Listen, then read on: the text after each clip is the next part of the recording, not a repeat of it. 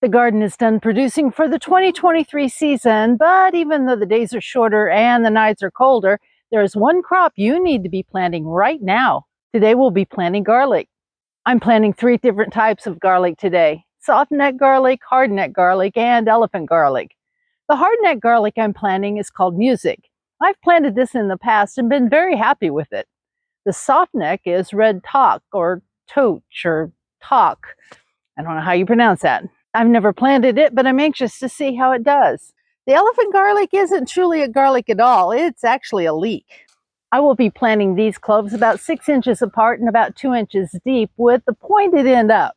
Garlic likes full sun, and this area will get about 8 to 10 hours of sun. I've planted garlic in this spot for years, and it usually grows well here. Soft neck varieties have a soft neck and can be braided to hang in your kitchen. Soft neck garlics grow best in zones 6 through 9 since they are more heat tolerant than hard neck varieties. If you live in zones 3 through 6, you will want to plant a hard neck variety that has a better chance of surviving through your cold winter.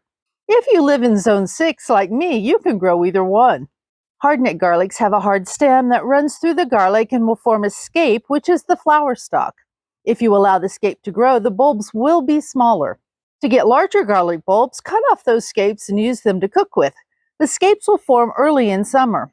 Soft neck varieties do not form scapes.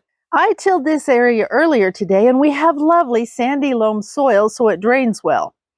If you don't have well-draining soil and your garlic bulbs sit in wet soil, they can rot in the ground, so you will want to amend your soil with compost. I purchased the hard neck and soft neck varieties from a local company called the Garlic Gals, and I got my elephant garlic bulbs from M.I. Gardner. I will leave links to both companies below. When you purchase garlic to plant, or if you save garlic you harvested this year, you will want to divide out each clove. Don't remove all of the paper that surrounds the clove, as this serves as a barrier to bacteria in the soil so the cloves are less likely to rot. I will be planting these cloves about 6 inches apart and about 1 inch deep with the pointed end up. You want your cloves to be about 2 inches deep finally, so I will be top dressing with compost after I get these done. Don't forget to mark your rows so you know which garlic is which next year. You think you will remember, but don't take any chances. By the way, welcome to the old Mayfield place. I'm Snow the farmer's wife, and I teach you to be more self-sufficient in so many ways, such as growing your own food, using herbal medicine, and preserving food for long-term storage. Garlic needs to be planted in the fall because it needs to go through a cold dormancy. During this time, the single clove you planted can split into multiple cloves you will harvest next summer. If you plant your garlic too late, it will grow, but it may not split into cloves, and you can get one large clove, which is not ideal. We use a lot of garlic in various recipes, but garlic is also a wonderful medicinal plant. While cooking your garlic makes it taste delicious, it also destroys the medicinal component allicin, so if using garlic for its antibiotic properties, take it raw.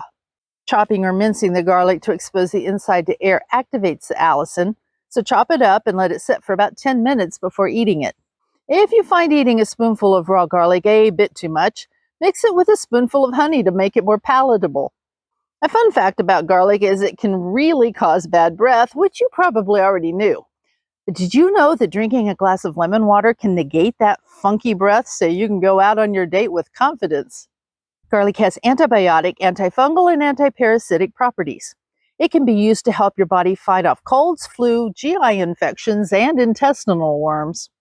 Garlic can also improve digestion and relieve gas. Now that I have the garlic in the ground, I'm going to top dress with 1 inch of compost to feed the garlic over the coming year. Then I need to mulch the garlic to help hold in moisture and to protect any tender shoots that come up over the winter from the cold and snow. If they outgrow the mulch, I will just keep adding more until the cold is no longer a threat. And now we wait. The garlic should be ready to harvest next year in late June or early July. Thank you for stopping by the old Mayfield place today. Stay healthy, get your garlic planted soon, and have a blessed week.